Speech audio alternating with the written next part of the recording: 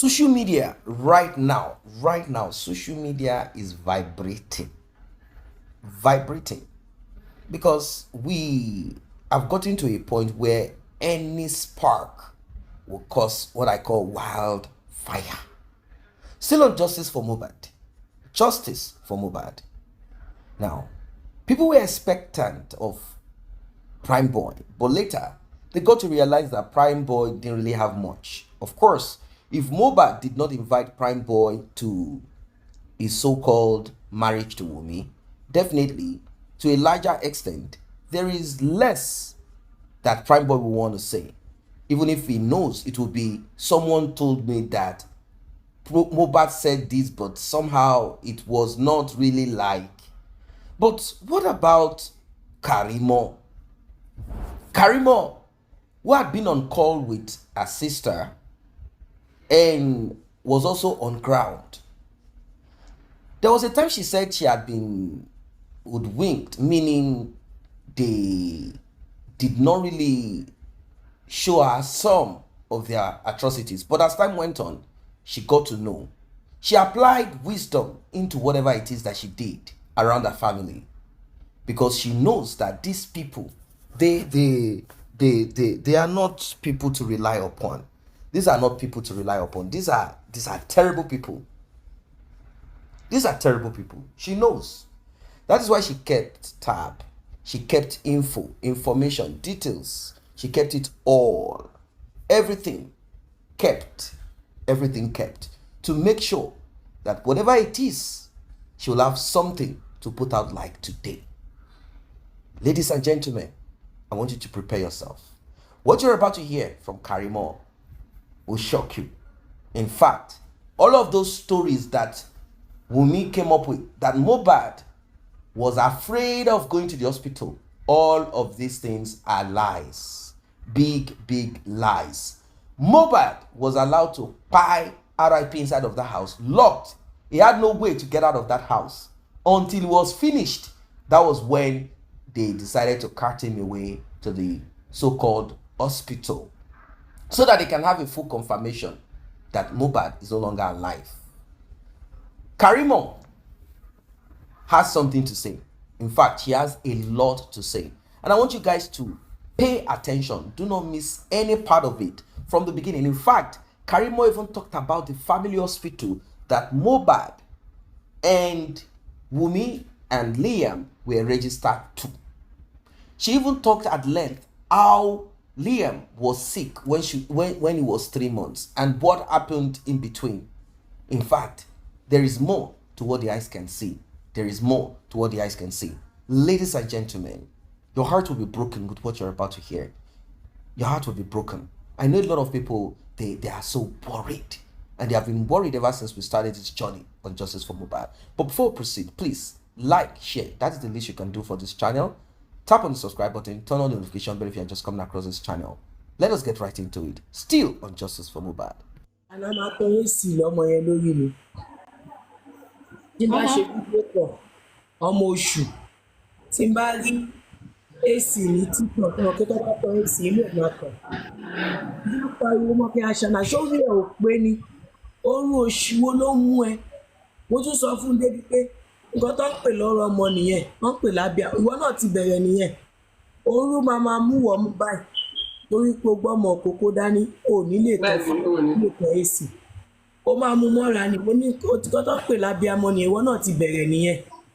Ó ti bẹ̀rẹ̀ nìyẹn bí ọ̀rọ̀ ọmọ kan kò jù yẹn lọ. Olóru mọ́ òun onítòru bá mú ẹ. Gbé ọmọ kúrò bí tó bá tan èsì sí. Gbé ọmọ lọ síbi tí ò ní sí èsì. Àwọn ọmọ yìí ò mọ irú o. Wọn ì tí mọ irú o. Á lòun ti gbá pa èsì yẹn. Tí n bá kúrò lórí fóònù àṣàmà tún tan èsì. Ọmọ bá ní pneumonia. Bàbá ẹ̀ ṣì wà láyé ńgbà yẹn. Kò lè mí sókè. Kò lè mí sílẹ̀. Ọlọ́run ni ò pa ọmọ yẹn nígbà yẹn.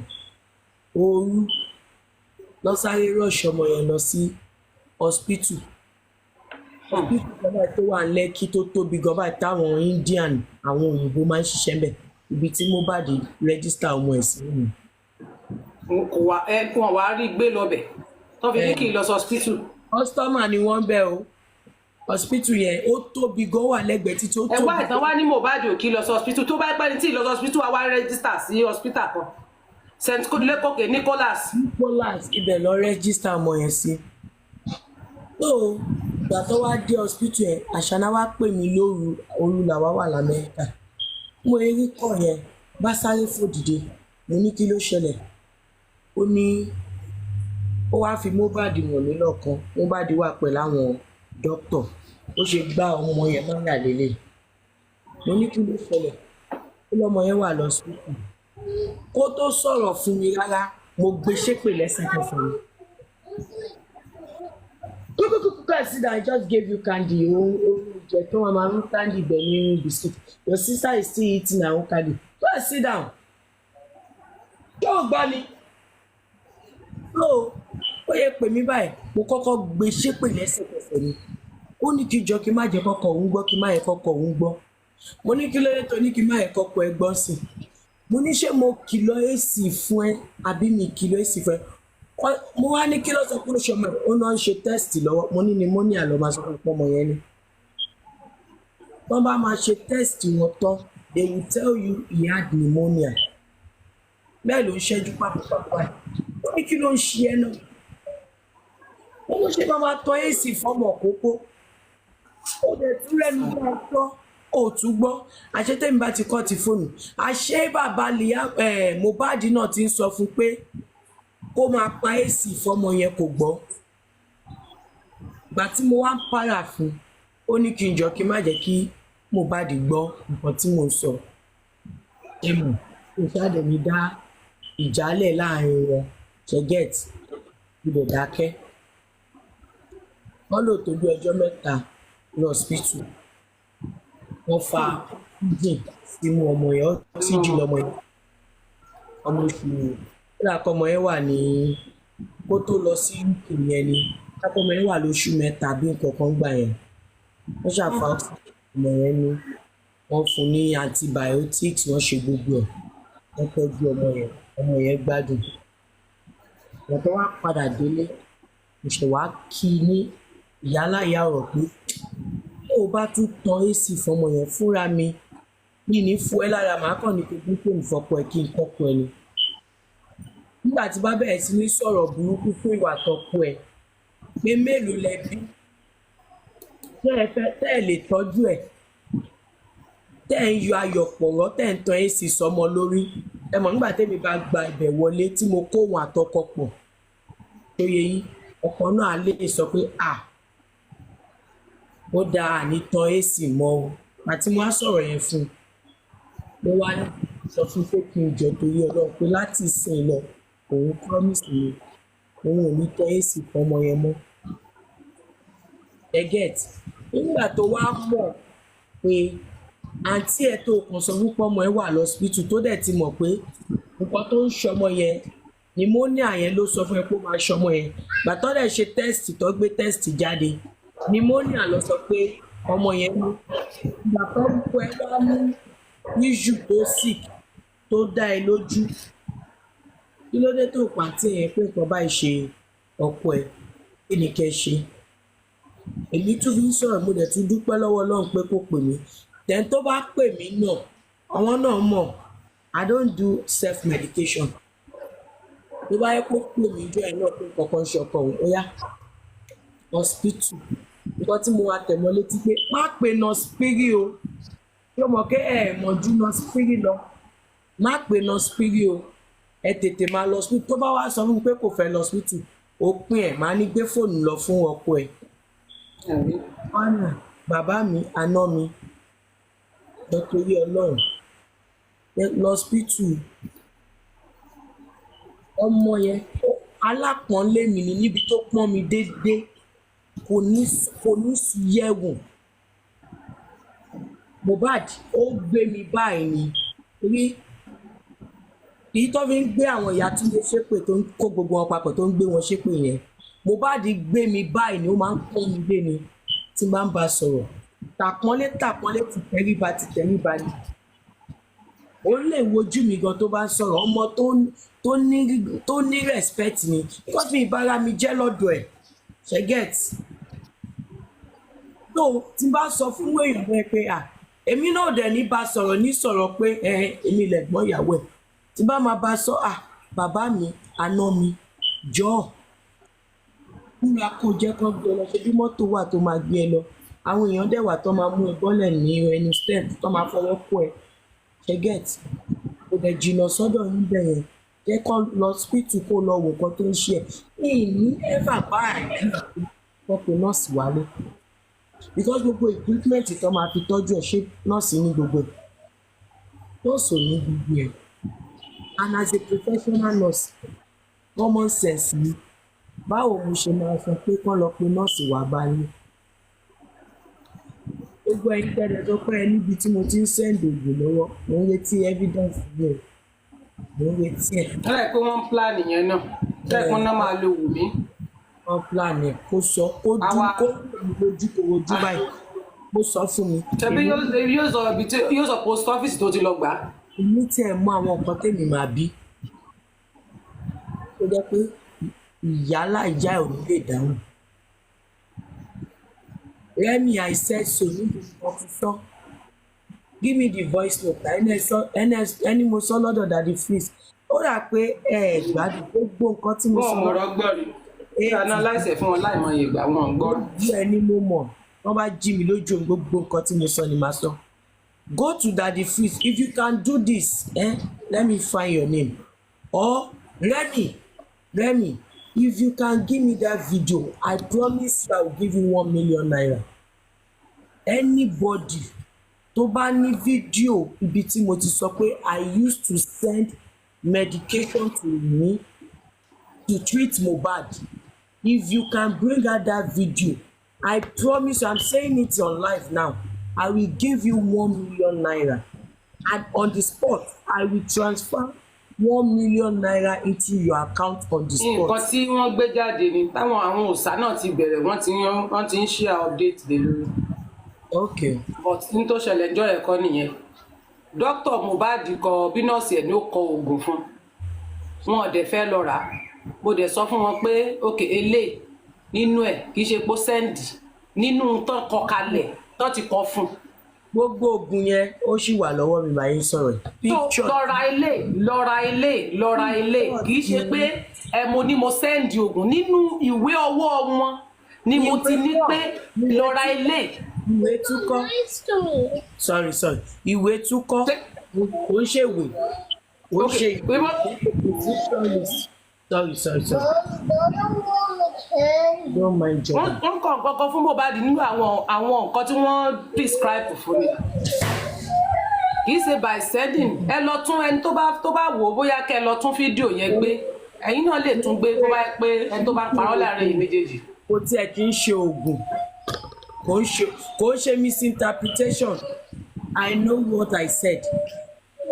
mo ìjọ tí ndl yẹn Mohbad fúnra rẹ̀ ó ní 2021 ó send picture àwọn oògùn tó ti rà nǹkan tí mo sọ lọ́dọ̀ Daddy Freeze yẹn o picture àwọn oògùn tó ti rà ó send ẹ̀ sí mi ìgbà tí mo wá rí oògùn yẹn mo ní pé multivitamins ló pọ̀ jù ní oògùn yìí nígbà tó o ní kí ló ń pè ó ní headache òun feel dizzy wọ́n dẹ̀ kó multivitamin jọ fún ẹ ṣé o ti ṣe test ó lóun ò ṣe test kọ́kọ́ lọ ṣe MRI náà lọ ṣe MRI of the brain lọ ṣe CT scan àwọn nǹkan yẹn ló máa gbé gbogbo ẹ̀ jáde oògùn tó sẹ́ndì sí mi tèmi ń wò yìí Mohbad fúnra ara ẹ̀ ló fi fóònù ẹ̀ airtel number ló fi sẹ́ndì ẹ̀ sí mi ìgbà tó dẹ̀ sí Rẹ́mi don't say I'm right there tó bá fẹ́ kí ṣọ̀pọ̀nà àti lùkúlùkù kó pa ẹ́ why you saying I'm right now when you are not sure of what you are saying before. Mohbad send picture àwọn oògùn yẹn sí mi picture yẹn ṣì wà lọ́wọ́ mi so ibi tẹ́ bá fẹ́ lọ tẹ́tí fẹ́ lọ sọ ẹ lọ sọ kò ń ṣe prescription list mo wá wo àwọn oògùn mo ní multivitamin ló pọ̀ jù lẹ̀ kò ṣiṣẹ́ pọ̀pọ̀ vitamins ló ń ṣiṣẹ́ fún lára ẹ̀ go and get MRI done and go and get and then ó wá sọ pé àwọn ti lọ sí hospital kan lẹ́kọ̀ọ́ mo ní no àwọn bíi tí specialist wà. That is crying. Don't leave Jordan alone. Jordan is nothing. Ibi tí specialist wà ó lè fẹ́ bímọ sí kó lọ sí Yaba left àwọn tó ń wà tó ń ṣe nǹkan tó jù pẹ̀lú brain ló wà ní Yaba. So ó máa lọ rí àwọn midwife ní àbáwọn OBGYN tó bá fẹ́ bímọ. So hospital tẹ́ lọ yẹn àwọn psych doctor wọn ò pọ̀ ń bẹ̀. Oya, go to your room now. Go to your room. You were having migraine, you're feeling dizzy, you're being forgetful. Ó ń gbàgbé nǹkan tó ń ṣe. Mo ní ṣé ẹ̀gbẹ́ orí ọ̀tún ló ń fún ẹ, ẹ̀gbẹ́ orí òsì. Ó ní gbogbo orí ló kàn máa. Because when you have orí fífọ́ lẹ́gbẹ̀ẹ́ orí ọ̀tún, ó ní nǹkan tó ń ṣiṣẹ́ fún. Ẹ̀gbẹ́ orí òsì, ó ní ibi tó ń ṣiṣẹ́ fún. Tó lóò tẹ̀lé sọ pé gbogbo orí òun kàn máa wo ní òkè. Ó ń gbàgbé nǹkan. Òun ní dizziness. Ọmọ ìyá nǹkan ti ṣí ẹ̀, ìbọn tán làmú ẹ lórí yẹn ó ti ṣí ẹ̀. Stage tó dẹ̀ wá yìí kó tó worse lọ sí ọ̀dọ̀ àwọn tó ń ṣiṣẹ́ pẹ̀lú orí. Àwọn tó ń ṣiṣẹ́ pẹ̀lú orí wà ní hospital tó gbogbo 2022 ni ìyẹn àbí 2023. 2021. 2022 okay 2021. Yeah. But 2022 ni wọ́n làbọn mọ́ lórí. No 2021. ọ̀rọ̀ NDLA ṣẹlẹ̀ ní February 24. 2021 ni sẹ́. Àbí ẹ̀yin comment section 2021 ni NDLA. Because ìgbà tí news gbé that is February. No, leave Jordan alone. February tó gbé lórí Arise TV news February 24 ni. It's 2021. Because I still have the time on Arise TV news tí wọ́n ní wọ́n arrest Mohbad pẹ̀lú Wunmi. 2021 NDLEA is 2021 ni NDLEA lọ́la. News ó ní NDLEA arrest Lagos Ghanaian tramadol okay ọ̀tọ̀ tún lélẹ̀.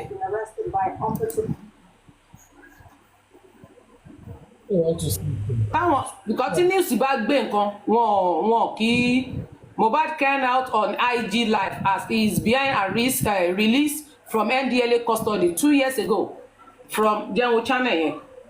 Pay my charger ní kí n dá nọ́mbà báyìí àṣànà tún ti block mi so information tó nídìí lọ́wọ́ mi fún boyfriend ẹ̀ ló ti gbà yẹn wàláì ó tún block mi padà lẹ́sẹ̀kẹsẹ̀. Òun Mohbad náà ó ti ní nọ́mbà mi lọ́wọ́ ìwọ náà ò padà pè pé a ti lọ sí bíbẹ̀ yẹn o wọ́n ti fún wa tó bá jẹ́ pé ó ti yọ nọ́mbà kúrò lórí fóònù ẹ̀ ńkọ́. Àfi tó àṣànà bá wa ti yọ nọ́mbà mi kúrò lórí. Tó bá ti blọ́ọ̀kì tó tún wá yọ nọ́mbà yẹn kúrò lórí fóònù ẹ̀. Àfihàn náà because mi ì dẹ̀ gbọ́ kankan mọ́ gbà tí mo wá wálé ní láti ẹ̀ tó kú yẹn. Can you be quiet please?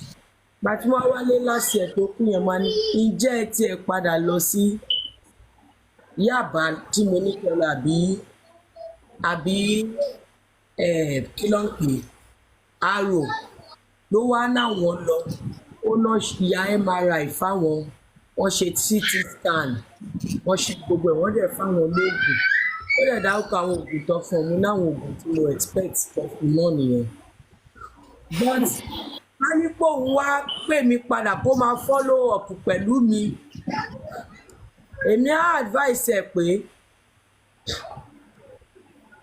ẹ ti gba treatment tán omi pé ara ẹ ti yá tó bá ń feel bákan ó yẹ kó ní primary care doctor ẹ̀yin tẹ́ wà nílùú òyìnbó tẹ́ wà bí ẹ máa já mi ó yẹ kó ní primary care doctor tó jẹ́ pé tẹ́nì tí bá ti ń ṣe ó máa pè lórí fóònù á complain fún wọn. Ó dàbí pé wọ́n ló ní nọ́ọ̀sì tó máa ń treat ẹ̀ ó lẹ́ni tó ń treat ẹ̀. ní àwọn ṣe nọ́ọ̀sì náà ṣebí. Because níjọ́ tí jeans lover gbé kinní jáde wọ́n náà kọ́ pé ẹni tó ń tọ́jú ẹ̀ wọ́n ní yóò sí lára ǹdí. ni wọ́n fi ń pe ilé tí ó wà. sọ yẹn ṣé ó kọ́ ni àbó lọ kà ní ilé ẹ̀kọ́. mi ìwọ no kì í ṣe léyìí o kì í ṣe fèyí sára o ọ̀tọ̀ nìyẹn o. nọ́ọ̀sì Mohbad náà ni mò ń sọ ọ̀tọ̀ ni kéèyàn kọ́ nọ́ọ̀sì lọ́dọ̀ wọn ìyá nọ́ọ̀sì. bẹ́ẹ̀ ni àwọn nọ́ọ̀sì abẹ́lé quack nurse auxiliary. tó bá jẹ́ matron hospital gangan ló kọ́ ẹ ó jẹ́ hospital tó ń ṣiṣẹ́ ní lábẹ́ ìjọba registered nurse ló kọ́ ẹ o tí ì ṣe nọ́ọ̀sì náà unless you go to a university or a school of nursing o lọ undergo formal education yẹn for about 2 years 4 years or 3 years tí Nàìjíríà bá require tó dẹ̀ ṣe board exam tó pass ìyẹn gangan ló ń pè ní certified nurse ṣe get. Yeah. I'm not talking about nurse right now. Pẹ̀lú celebrity status ó yẹ kó ní you are sorry don't be sorry it's okay ó yẹ kó ní certified doctor tó jẹ́ primary care nurse yàtọ̀ sí doctor so you have the money you have the resources ó yẹ kó ní primary care doctor tó máa pè time to time bó ṣe ń ṣe mí lélẹ́yìí then tí nǹkan kan ò bá ṣe náà wọ́n á máa ṣe check up fún bóyá every 3 months every 6 months wọ́n á máa ṣàyẹ̀wò fún because ó ti ní issue trauma ṣé you get and you can't just see treatment lẹ́ẹ̀kan kò sọ pé trauma yẹn ti go away and that trauma could have led to something else too so ó yẹ kó ṣì máa monitor for like about 5 years wọ́n tó lè kílẹ̀ pé you are all. àbí brain tó ń stress lójoojúmọ́ tẹ́ pé ojoojúmọ́ náà ń bára wọn jà pariwo brain tẹ́ pé wọ́n ń stress ẹ̀. you are smoking you are drinking you are doing things you are still doing things that will put you at risk. pariwo nínú ilé ìjà lójoojúmọ́ gbàgàngbàgàn. so it needs to be under the supervision of a family care physician kò ń ṣe nurse because tó bá lọ rí doctor náà ló máa sọ pé kò ní ìfilọ̀ ṣe báyìí so ìmọ̀ doctor ojú ti nurse lọ the nurse yẹn ṣe certified nurse ni ṣé kò ń ṣe pé irú Fèyí Ṣará fẹ́ mọ̀ pé spending náà sọ pé òun ti lo Fèyí Ṣará ti pẹ́ ṣe get lórí ní Fèyí Ṣará is qualified nurse kò dẹ̀ ń ṣe qualified nurse. no quack nurse náà àwọn tó máa ń kọ́ṣẹ́ lọ́dọ̀ àwọn ológun bí àwọn tó ń so oògùn tó ń ṣe nọ́ọ̀sì mọ̀ torí àwọn kan wà ní Nàìjíríà tó yẹ pé torí àbúrò mi náà ṣe kí ní ẹ pé oògùn wọn ní fámásì oògùn wọn tó ń ṣe nọ́ọ̀sì lábẹ́ ńlẹ̀ rírú àwọn yẹn nìyẹn. ó blọọkù mi kò sáyè fún advice yẹn fáwọn méjèèjì ìyá tadẹ̀ tún máa rán sí wọn náà ìyá ní kò sí lọ́dọ̀ ọkùnrin ó lọ́dọ̀ school model ẹ̀ ló wà tó ti ń kọ́ṣẹ́ ọmọ yìí dẹ̀ pè mí pẹ̀lú ọkùnrin ṣé ẹ̀yin tó fẹ́ sọ̀rọ̀ ẹ̀wọ̀n di wèrè náà láì ṣe mi. She gets so it's just crazy it's crazy so ọ̀rọ̀ tí owó èmi ò sá o ọba ti bí ìyá aláya yín dá ẹ sọ́kàn mi lójú tẹ bá dẹ̀ tún wá sọ́kàn mi lójú tán kẹgbẹ́ evidence mi jáde gbogbo bẹ́ẹ̀ ṣe sẹ́yìn ló sì mi wọ́n ti ẹ̀dá tẹ́ sọ pé apple account gbogbo ẹ̀ ip mo wo ip cloud àbí ip gbogbo bóyá orin ibi àwọn owó orin tó ń wọlé ip tí àwọn streaming Mohbad. ip tí wọn ip tèmi gbogbo àwọn it certified it people certified it people wọ́n máa bá wa look it up so kẹ́ ẹ mọ ọ̀rọ̀ tẹ́ fẹ́ pa o kẹ́ ẹ mọ ọ̀rọ̀ tẹ́ fẹ́ pa èmi wà nílẹ̀ fún yín ṣẹgẹt mo wà nílẹ̀ fún yín mi ò sà torí mò ń sọ̀rọ̀ pé owó wà nílẹ̀ bí kan ẹ jẹ́ ká kúkú dálé ní ipòhùn náà òun náà àjọ ń ṣe agbóhùn ìgbà ni. then owó kátẹ̀ wá lówó yẹn wá owó yẹn gẹ́gẹ́ táwọn ò kówó kalẹ̀ kí táwọn ò kó kalẹ̀ fún kí wọ́n kó kalẹ̀ kán kó owó tí wọ́n ló ń wọlé torí àwọn náà gbà pé owó ń wọlé kí ló táwọn ò kó kalẹ̀. ẹ jọ ṣé irinṣẹ́ tó ń powó fún wọn ti kú ni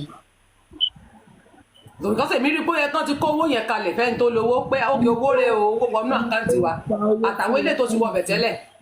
ẹni tó ń pawó fún wọn tẹ́lẹ̀tẹ́lẹ̀ ti kú so èyí tó bá wà lọ́wọ́ wọn sìn àfikọ́ dìímú ṣùṣù àdẹ̀fi tó bá tún rí. èmi ò sì mọ àwọn tó sì ń lè ra ọjà lọ́wọ́ òru ìyá Túndé tó sì lè máa dún ṣọ́ọ̀bù máa mu ọtí nírú èèyàn tó dájú burúkú bẹ̀ yẹn tí ọmọ kú tẹ́ tún fẹ́ jẹ́ togún tọ̀rọ̀tọ̀rọ̀ tẹ́ tún fẹ́ jẹ sàárè rẹ̀ mọ́ tó wá jẹ́ pé gbogbo èèyàn báyìí lẹ́ńró mọ́ ikú lẹ́ńró mọ́ bẹ́ẹ̀ni ò bá ṣe lè. bẹ́ẹ̀ni yẹn bá wo ṣọ́ọ̀bù ẹ̀ gan dáadáa wọ́n á rí kẹ́ẹ̀gì òróró canola oil wọ́n á rí níbẹ̀ àfi tó bá ti tà á tán àwọn òróró mi tí mo kó wálé tí wọ́n ṣe yàmàyàmà mo yọ̀ǹda ẹ̀ fún láyé lọ́run wọ́n bá wo bẹ̀ dáadáa wọ́n á ráwọn òróró mi tó wà lọ́wọ́ ẹ̀ tí mo yọ̀ǹda fún láyé lọ́run pé ká má pàdé mọ́ ìbò lórí burúkú ẹ̀ tún máa tà ó máa náwó ẹ̀ ni àbí bẹ́ẹ̀ kọ́. alájẹsẹ́ èmi ti ẹ̀ mọ̀ pé kò yẹ kí wọ́n ṣe kì í ṣe ìmọ́lẹ̀ ló yẹ kí wọ́n ṣe irú nǹkan yẹn because ọmọ tó bá pawó wọ́n ní igi tó bá ń so owó fún ni èèyàn ò kì í parun náà èèyàn máa bomi rìn ni. tí nǹkan kan bá ṣe nǹkan kan ń ṣẹ̀yìn náà nìyẹn orí bá forí ń fọ́ ẹ̀yìn náà ó bọ́ sọ́wọ́. ó yẹ kí n tẹ̀mí níjọ́ tí mo fídíò tí mo rí last ní ọjọ́ tí ìyá Wunmi lọ travel tí mọ̀lẹ́ ń dì mọ́ wọn ọmọ yìí ò look nice rárá ó dọ̀tí èyàn ò lè sọ pé star lórí bẹ́ẹ̀ ó dọ̀tí gbogbo ẹ̀ wá. èmi náà rí fídíò ẹ̀ kánípẹ́ni tí rí Mohbad tẹ́lẹ̀ ni fídíò ẹ̀ tẹ́lẹ̀ ni mo rí fídíò ẹ̀ mo ká mo ṣe rí báyìí ó look stress. ó dá nínú fídíò yẹn rárá. ó wá bí Wunmi mo bí Àṣànà ní question yẹn mo ní kí ló tọ́kọ ẹ tó rí bẹ́ẹ̀ yẹn nu fídíò yẹn ó ní ó ń sùn lójú èmi máa ń béèrè. oorun kọ́ nìyẹn ò kì í sojú oorun ṣé oorun ló fi dọ̀tí bẹ́ẹ̀ yẹn. mo pe Àṣànà mo ní fídíò tí Àṣànà ló sẹ́ndì fídíò yẹn sí mo ní fídíò wọn gbà tó fẹ́ kúrò lẹ́kọ́ gbà tó dẹ̀ máa sẹ́ndì ẹ̀ sí mi ló jẹ́ ti Mohbad mo ní kí ló dé tọ́pọ̀ ẹ tó rí bẹ́ẹ̀ yẹn nínú fídíò ẹ ṣe jẹ́ kó múra mo tún sọ fáṣánà pé kí ló dé tẹ̀ jẹ́ kó múra dáadáa kẹ́ tó ya fídíò yẹn ó lójú oorun làwọn ti lọ jí pó ń sùn lọ́wọ́ ni. béèyàn bá wá jí látọjú oorun lèèyàn máa wá rọ́ọ̀fù bẹ́ẹ̀ yẹn kó dúró ṣé bí èèyàn bá jí lójú oorun ojú alókè kò aṣọ tó wọ̀ gan òbí fìtẹ̀ everything kàn ṣe kò ṣe rárá. ìyá Àṣànà ṣe pé ìyá Àṣànà so mọ́ ìyá Àṣànà ń bá sọ̀rọ̀ mo máa ń bí ìyá Àṣànà pé kí lẹ̀ ń bá sọ torí ó jọ pé ẹ̀ ń bẹ̀ kí lẹ̀ ń bẹ̀ fún. wọ́n lè máa tún jà ìjà tún lè ṣẹlẹ̀. Àṣànà wá sọ fún mi pé ọ̀wọ́n ń bẹ̀ pé lílọ làwọn ń lọ yìí o kọ́ má bára wọn jà káwọn tó dé o. so bó ṣe ń jàjàjà. ìjà yẹn bó ṣe ń jà ní àlùpàmọ́ kù. mo ti sọ náà nìyẹn ni wọ́n ní kò sójúmọ́ kan tí wọ́n ní dànù lé yẹn kí wọ́n tó síkì nìyẹn tẹ bá rẹ́rìn láàárọ̀ ìjà lẹ́ẹ̀fi parí ẹ̀ lọ́sàn-án irúgbẹ́ ẹnì kan máa para wọn nú méjèèjì náà. My relationship was toxic. It was a toxic environment. Á dẹ̀ rí bẹ́ẹ̀ because tí oògùn bá ti wà involve nǹkan tó máa ń result sí. Oògùn bá ti involve bí kan lura wọn pa ni wọn dẹ̀ ní fira wọn lè. bí ìjà bí tí wọ́n bá. Bí ìjà ló máa ṣe wọ́n. Torí tí ò bá sóògùn bẹ̀rẹ̀ ìpá ti fìkọ́lẹ̀ pé mi tiẹ̀ ṣe mọ́ mi ìfẹ́ bọ̀bọ̀ ìmọ̀ mi. bẹ́ẹ̀ni ọtí fẹ́ kéèyàn fo oògùn fẹ́ yàn tipátipá pé kó má lọ gbúdọ̀ dí ó ti gbé gbẹ́lẹ̀ lórí sódà. Can't walk away. Ó máa wà bẹ́ẹ̀ ó máa lọ́ọ̀bẹ pẹ̀lú bó ṣe ń lọ́ọ̀bù ẹ̀yẹ ló máa lura wọn. bẹ́ẹ̀ oògùn wà bẹ́ẹ̀ oògùn yẹn pọ̀. Mo ń fẹ́ bẹ́ẹ̀. oògùn wà bẹ́ẹ̀ ó wà bẹ́ẹ̀ kò sí èèyàn lè sọ lílù yẹn pọ̀ náà kéèyàn máa jà lójoojúmọ́ kódà tẹ bá dẹ̀ sọ fún pé tán túká wọn ní túká o. Ó máa ń kó lọ kò ní lè lọ ṣùgbọ́n àlùpàmọ́kù ló máa fira wọn ṣe orí oògùn tó wà ń bẹ̀ yìí. Ó mọ nǹkan tí mò ń sọ náà. Tèmi tán mú mọ yẹn èmi ń retí ibi tán mo sì ń gbọ́ ni o mo sì ń gbọ́ pé wọ́n lọ́kọ̀ ìyá Túndé sọ pé yàwó lè yá mi. wọ́n wà lọ́wọ́ mi mò ń gbọ́ ni kọ́ sọ́kàn mi lójú I need it don't worry thank you Jara come and take breath wọ́n sọ́kàn èmi lójú o káwá jọ pé àwọn tó mú òde wọ́n máa bí wọ́n lórí AIP tó fi sẹ́ẹ̀dẹ̀ sí password gbogbo ẹ̀ á bí ibi àfúnṣe sọ́run so àwa bẹ̀rẹ̀ láti bẹ̀ wọ́n ti lulẹ̀ mo ti ẹ̀dúpẹ́ tó establish ẹ̀ pé owó wà àjọ ń pín owó wà owó wà Karimo parọ́ owó wà. káwọn náà kó lẹ̀ kọ́ tiẹ̀ kó tọwọ́ wọn lẹ̀. ìgbà tó ìyá Karimo ní owó yẹn Karimo dẹ̀ fẹ́ kó tọwọ́ ẹ̀ lẹ̀ náà ó wá bọ́ta ó wá ń lo panko ó wá dá sí rough ó dá sí ìjà ó dá sí wéèdì mọ́ wọn lọ́wọ́. àwọn ò mọ tó fẹ́ gbà nídìí ẹ̀ gan. àwọn ò mọ tọmọ yẹn ṣe fún gan kí lọmọ yẹn ṣe fún tó bẹ́ẹ̀. wọn láyé àbọ̀. kí lọmọ yẹn ṣe gan kí ló ṣe fún mi ìmọ̀ tí ó ṣe fún tó gun fi lé tó yìí ẹni tó máa ṣẹ̀sìn títí ni. ẹ̀bẹ̀ mi mò ń fẹ̀sìn báwọn ló ń fẹ̀sìn ẹnu ẹ̀ lọ́wọ́ àyàn bẹ́ẹ̀ni mò ń fẹ̀sìn báwọn ló ń ṣe. ọwọ́ ẹ̀ṣọ́ lẹ́bí dé o kódà náà máa ń ṣe ṣò lọ́wọ́ àwọn wòlíì wọn máa ń wà lọ́nláìn. wàláì ó tó àwọn sọ fún yín àwọn tó ń ṣiṣẹ́ fún wọn ní gbogbo wọn máa ń jókòó sí online tán máa ọ́n láwọn tán lò tán máa fi ń watch everybody. ọlọ́kàn wọn ò balẹ̀ náà o wọn lọ́kàn wọn ò balẹ̀ o. Who is doing this to Mommy Joker? Mi rí Mommy Joker. Ẹ bá mi type orúkọ account Mommy Joker. Wọ́n lẹ́rù àwọn bíi wèrè ni wọ́n ọlọ́kàn wọn ò balẹ̀ rárá wàláì. Wọ́n lẹ́rù bá wọn pé kò tún wọn mọ ibi tí kẹ́ni wọn máa bá yọ sáwọn. Ìtẹ́ni tírọ̀ ẹ̀yìn yìí tí gbogbo èèyàn ń bú mi gbogbo àgbáyé ń bú mi. Ṣé ẹ rí wọn kọ́ jáde inú wọn ń dùn? Wọn ò lè jáde náà ló fọ́ ni torí tìyàwó mi yẹn tiẹ̀ ló fọ́ ni. Ó yẹ kíyàwó mi tiẹ̀ lè bọ́ta kó tiẹ̀ wá gbèjọ mẹ́ lọ́jọ́ kan. Ó tiẹ̀ sọ̀rọ̀ kan nípa ọmọ ẹ̀. Jẹ́ rí ìyá Túndé gan lè jáde wàláì. Àbọ̀ tó ti ló ń plan ilé o mo gbọ́ wọn ló ń plan. Tó bá jáde ó fẹ́ wá ṣẹ́ẹ̀sì. Tó bá jáde ó fẹ́ wá ṣẹ́ẹ̀sì. Mommy Joker ẹ sọ àì pẹ̀lú àkáǹtì sódà máa lè unmute. Tó bá jáde ó fẹ́ wá ṣẹ́ẹ̀sì torí tó bá jáde tí ìyá Lọ́ládé ò bá jáde ti ìyá Túndé àti ìyá wọn. Tí bàbá Mohbad náà ò jáde ó tọ́nù nígbà náà. Ó sọ ó ní ọ́n ló fẹ́ jáde pé ó ń plan àti jáde lọ́wọ́ báyìí ó ń plan ó fẹ́ rẹ̀ kó fẹ́ wá wọ́n ń plan iṣẹ́ wọn lọ́wọ́. Àwọn méjèèjì ò lè jáde sẹ́ wọ́n mọ̀ nǹkan tó ṣe wọn lè jáde náà lè jáde kì. because wọ́n wá máa pariwo ṣe. ẹni tó bá ní ọmọ kò ní gbàdúrà pé kí òun pa ológun èèyàn kan dànù. tó bá jẹ́ by mistake níjà wọn fi ṣẹlẹ̀ tí kan kú mẹ́nìkan lọ́wọ́ kó sọ̀rọ̀ náà kó lọ fa rẹ̀ sílẹ̀ ok mistake ni o.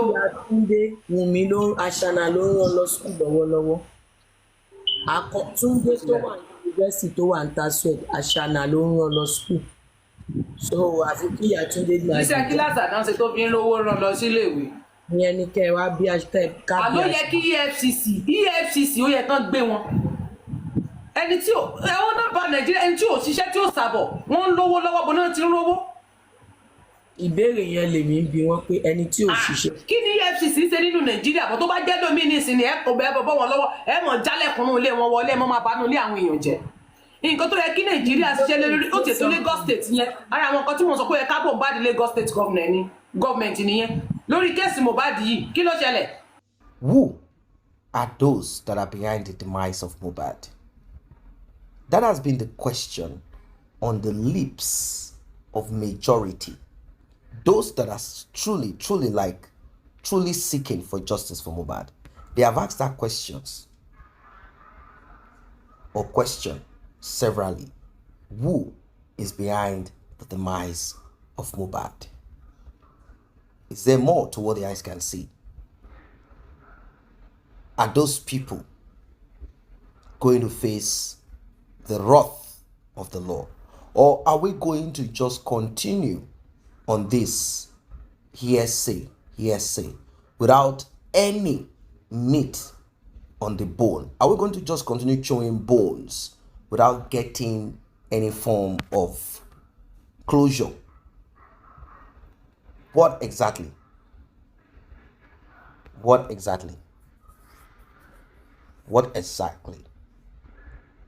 Are we going to get any respite?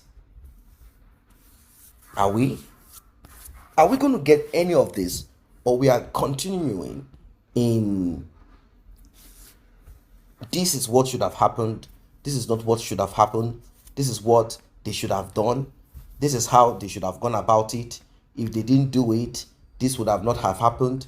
That would have happened. Is that what we want to continue with? I'm sure majority are frustrated. Majority are frustrated. Majority are not happy. They are not happy. They are not happy at all at what we have been all seeing playing out this far. I mean, this long. Majority are not happy. They are upset. They are wondering to what end? To what end? Which day will this come to an end? When will this be over? When will this be over? When are we going to close this case of Mohbad and use this, like, let this serve as an example to those out there who believe that they can take anybody out and nothing whatsoever will happen to them. Nothing whatsoever will happen to them. They believe that they are fully covered, like there is no problem. No. We are fully covered. Everything is fine. Everything is fine. We are fully covered. No problem. No problems at all. We are okay. Let us continue in our act of wickedness. Let us continue to pretend. Let us act like there is nobody that can pass judgment on our wicked acts. For a while, some people have thought about it this way. They said, oh, Wunmi seems to be above the law. And this thought has sort of reduced, let me put it that way, the image that certain people saw Nigeria to be. But I want to let you guys know that Wunmi is nobody. Wunmi is nothing. There is more to what this case is all about. It is not about Wunmi. Wunmi is zero. Wunmi, I repeat, is zero. But because of certain attachments and connection and a lot that you will not believe, that is the reason why it appears as if Wunmi has been able, Wunmi has been able to do whatever it is that she's doing. It's not as if Wunmi is a superwoman. Wunmi is nothing. Wunmi is nothing. If Wunmi, apart from Wunmi's mother being a police officer, if Wunmi is left without any of those with vested interest, I'm sure by now,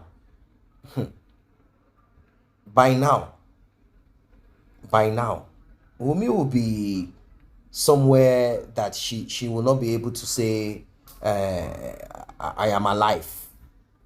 They would have dealt with Wunmi long time. Wunmi would have been dealt with. But because there is a lot attached to it, we are talking about money, and we are talking about personal vendetta, and we are talking about some other stronger. If you look at it, Wunmi's mother got into this case very early. She got into it. Being a police officer, she got into it very early. I don't want to talk about some of the things that Karimo talked about, like, when Mohbad was sick, when Liam was sick, how they are taking Liam to the hospital, how Wunmi didn't care.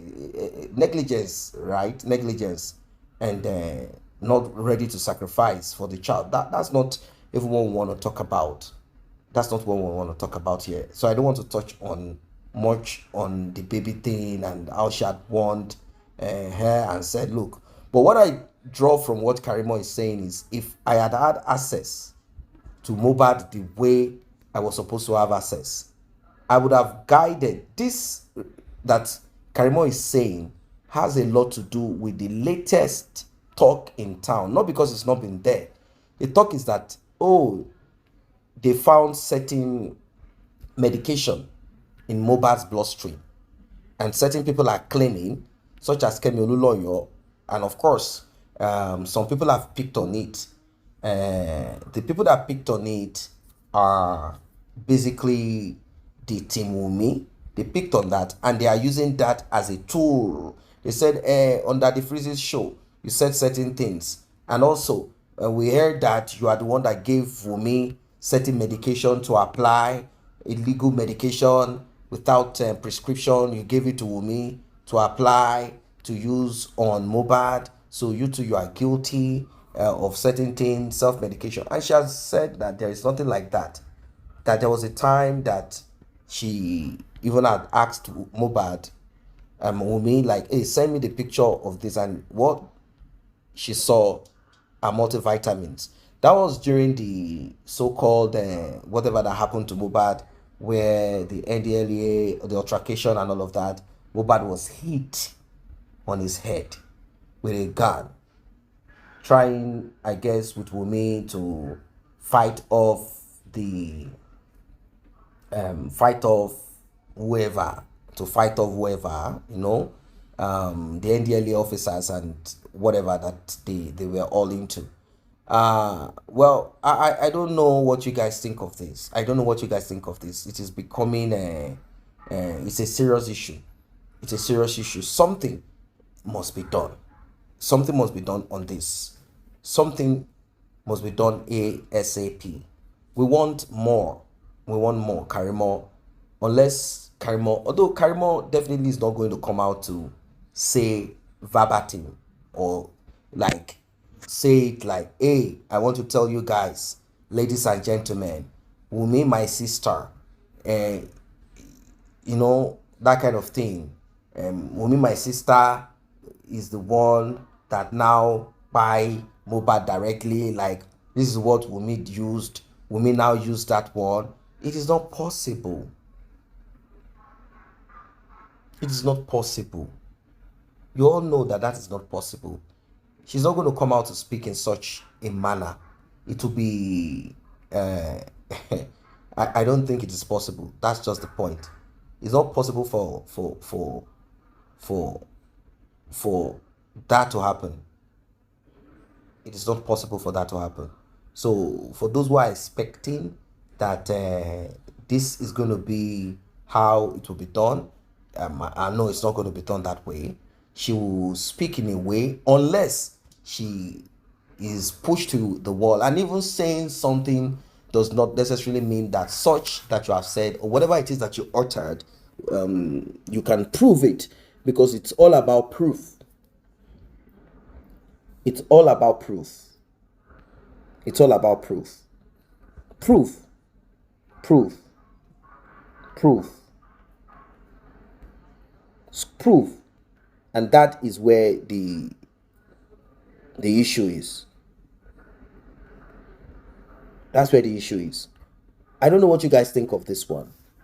I don't know what you think of this. Do you think that all of the account that has been placed, because at the end of the day, everything is still centered on a grown-up man that Wunmi claimed had refused to go to the hospital ever since the NDLA thing, does not want to go to the hospital. I am of this opinion, that the reason why they refused to go to the hospital or stopped Mohbad from going to the hospital is because of the injury that Mohbad had. How are they going to explain it in the hospital?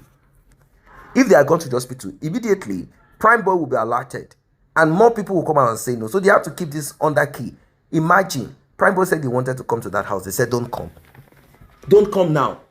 Don't come now. It means that they knew within themselves that if Prime Boy is to come, Prime Boy was going to see the body of Mohbad. So Wunmi had made it appear as if, and Prime Boy has always been triggering. Prime Boy is coming to trigger. Is triggering, removing our own part in what happened to Mohbad. Can you believe it? She removed all that she did. She removed everything that she did, the role that she played.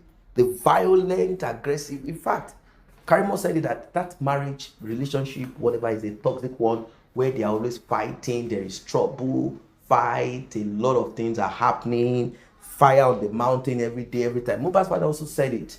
And talking about what Mohbad's father should have done, such as spiritual items to use in case Mohbad was being, like it's a spell and all of that, like a spell put on Mohbad, that the man should have paid attention. I think we have learned one or two things from this, ladies and gentlemen. That parents should be alert. Parents should dedicate time. Parents should watch. Parents should open their eyes. You cannot allow your child out there saying my child is old enough. No, you have to pay attention to those children as long as you're alive. Look at it. Look at what has happened to Mohbad. It's a story that everyone needs to learn from.